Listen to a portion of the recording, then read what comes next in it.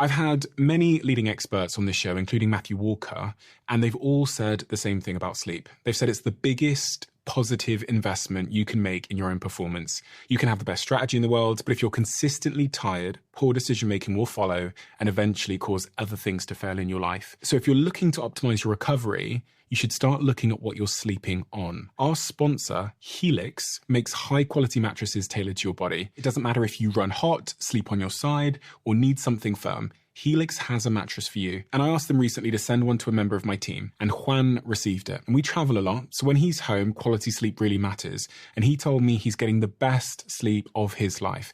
And the data backs it up, with 82% of people in a Helix study saying they saw an increase in their deep sleep. And with a 120-night trial, you've got 4 months to prove it to yourself. You can get 27% off at helixsleep.com/diary. That's helixsleep.com/diary. When you look back on the person you are now, and the tremendous wisdom that you've just demonstrated, just speaking to me just then, do you recognize the Mel that couldn't get out of bed, was feeling depressed, couldn't find, described herself as you did, as being lazy? Do you recognize that person? And what's at the very essence in the engine room that drove that change? Was it passion? Was it finding your calling? Because I know you weren't this person. You couldn't have been this person. Well, dude, it's also been 31 years. True, I mean, right. Come on. I've like basically been changing for as long as you've been alive, for crying out loud. It's So, true. and also human beings are designed to grow. But not everybody seems to, because you have. Because they don't understand being stuck. Yeah, interesting. See, being stuck is one of the most universal feelings of the human experience, and nobody understands what it is. What is it? Oh, it's amazing when you hear this. It's like, pew. So remember how we've talked about how the human beings have this crazy amount of natural intelligence wired into us.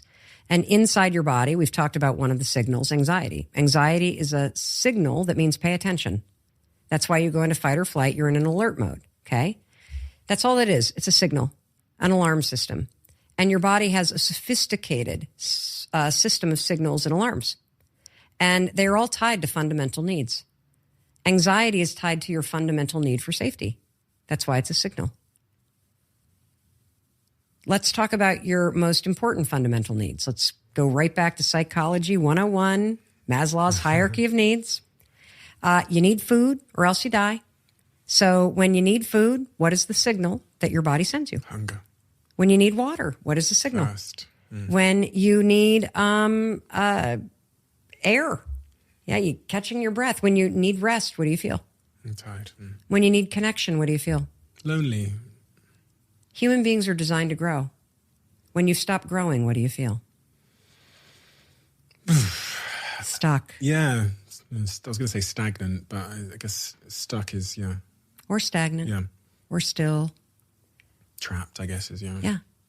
Feeling stuck is a signal that you've stopped growing. That's it. And when most people feel stuck, since they don't understand that it's tied to a fundamental need for growth, we believe it's an existential crisis and we blow up our lives. For most human beings, what actually will get you feeling like you're not stuck is having something in the future that you're looking forward to. Or taking a class where you're learning something, or changing a routine so that you try a new class at the gym. Learning anything gets you back in touch with a fundamental need. It makes you start to feel like things are moving. And from that place of feeling a little bit more empowered, you'll be able to make better decisions about what big things need to change in your life. And is that, you would also describe that as a moment where your life has like an absence of purpose? I think about various examples, Olympians that come back from the Olympics and they're like 80% chance of depression after they've, and then I think about people who have, lost purpose in their lives for whatever reason, been fired from their jobs or whatever, or people that are in jobs that are, absent of purpose completely, that feeling of being stuck. And then we talked also about the importance of goals and ambitions going forward. when humans don't have that forward ambition or that thing to look forward to in the future, and their current situation lacks purpose, they become very psychologically disorientated, would be the way I'd describe it.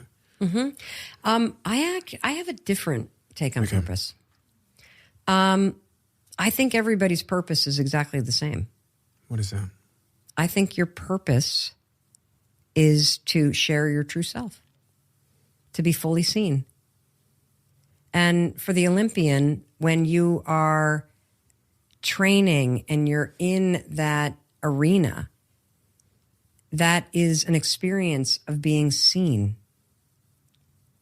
And for most people that are lacking purpose, they feel profoundly invisible. And being seen fundamentally comes back to whether or not you even see yourself.